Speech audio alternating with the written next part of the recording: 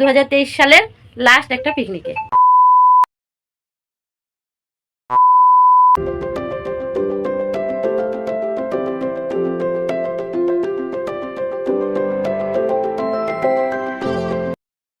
Good morning friends, আমার BS লাইফস্টাইলের পরিবারে তোমাদের সকলকে আরও একবার ওয়েলকাম।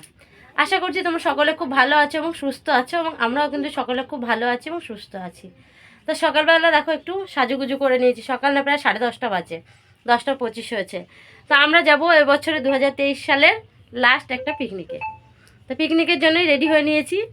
তা 2023 সালেরও এটাই আমার লাস্ট ব্লগ, কিন্তু ব্লগটা পাবে আগামীকাল। আজকে হয়তো এডিট হবে না, ছাড়াও সম্ভব হবে না। তো আজকে আমরা পিকনিকে যাচ্ছি, ফ্যামিলি পিকনিক। আমরা 3 জন প্লাস বরের সব বন্ধু বান্ধব, তাদের ফ্যামিলি, সবাই মিলে যাচ্ছি পিকনিকে। তা পিকনিকে আমরা সারাটা দিন কীভাবে কাটাচ্ছি, কি করছি, কি খাওয়া দাওয়া করছি, সমস্ত কিছু তোমাদের এই ভিডিওর মাধ্যমে আমি দেখাতে চাই। আশা করছি ভিডিওটা তোমাদের খুব ভালো লাগবে। তো ভিডিওটা স্কিপ না করে 2023 সালের লাস্ট ভিডিও দেখতে থাকো, ঠিক আছে?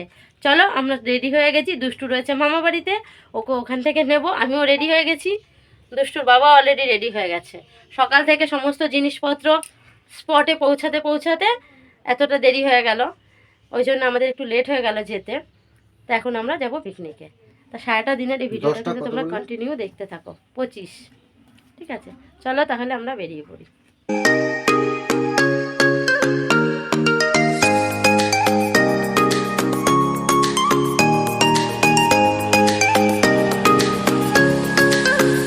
দেখো, আমরা কিন্তু অলরেডি পিকনিক স্পটে পৌঁছে গেছি। আর আমাদের পিকনিকটা হচ্ছে এই জায়গাতেই।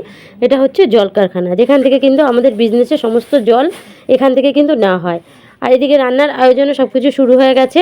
আর ভেতরে কিন্তু যেহেতু বক্স বাজছিল, এর জন্য আমাকে পরে ভয়েসটা অ্যাড করতে হয়েছে। আর দেখো, সবার প্রথমে আমরাই পৌঁছেছিলাম, তারপর একে একে সবাই পৌঁছে গেছে। এবং সকালের জল খাবার খেতে খেতে কিন্তু আমাদের প্রায় 12টা বেজে গেছে। তো এখন সবাই কিন্তু খাচ্ছে সকালের টিফিন। তারপরে দেখো রান্নার বাকি অ্যারেঞ্জমেন্ট শুরু হয়ে যাবে।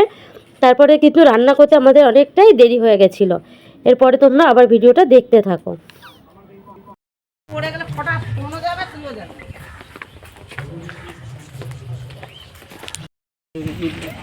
ক্যামেরা লাগানো আছে। দেখো, এটা হচ্ছে আমাদের ইট ভাটা, পার্শ্বদীপপুর রোডের এখানে। চল তো উপরে একটু উঠে দেখি কি আছে।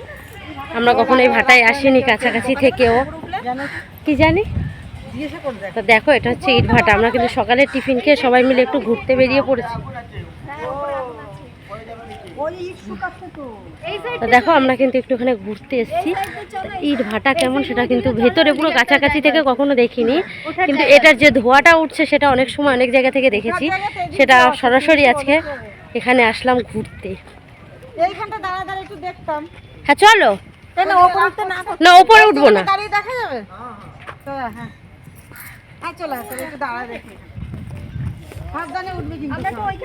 আচ্ছা মামি, তুমি আগে উঠে দেখে আসো। তুমি আগে উঠে হ্যাঁ, দেখো এখানে ইট বানানো হচ্ছে।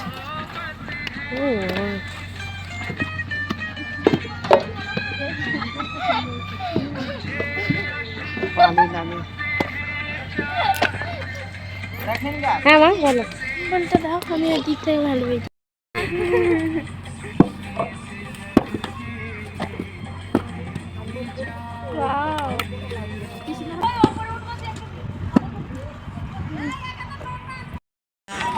দেখো, আমাদের ইট ভাটা কিন্তু ঘোরা কমপ্লিট হয়ে গেছে।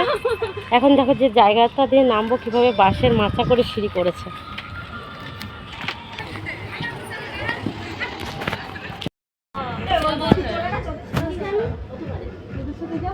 একটা করে মাছের ঝোল হবে, তারপর খাওয়া হবে। দেখো, এখানে কিন্তু সকলে মিলে আনন্দ ফুর্তি করতে শুরু করে দিয়েছে। আর পিকনিকে এসছি, একটু নাচানাচি হবে না সেটা কখনো হয়? তো সমস্ত ছেলেরা কিন্তু আগেই নাচ শুরু করে দিয়েছে। এরপরে দেখো হবে দুপুরের খাওয়া দাওয়া।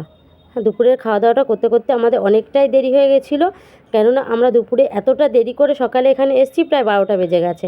তারপরে সকালের টিফিন, তারপরে দুপুরের টিফিন, দুপুরের খাওয়া দাওয়া রেডি করতে এই জন্যে অনেকটাই লেট হয়ে গেছে।